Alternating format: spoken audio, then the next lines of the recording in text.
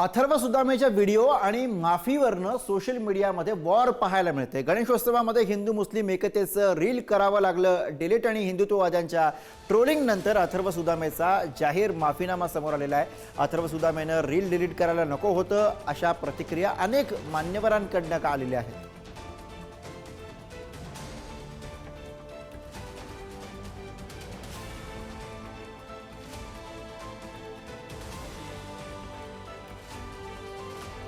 कळला नाही ते धर्मांधता आणतात आणि धर्मांधता आणणारे अधार्मिक असतात, ते सहिष्णू नसतात, त्यांना विचारच कळत नाही आणि त्यामुळे ते दुसऱ्यांचं अभिव्यक्ती स्वातंत्र्य अमान्य करतात, नाही म्हणण्याचा हक्क डावलतात, जे आपल्यासारखं मत नसेल त्यांना ते समाजातून बहिष्कृत करण्याचा प्रयत्न करतात।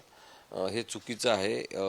या भावनेतून मी अथर्व सुदामेच्या संदर्भात पोस्ट केली, त्याला मी सपोर्ट केला, त्याला मी संपर्क करण्याचा प्रयत्न केला, पण त्याचा फोन सध्या कार्यरत नाही।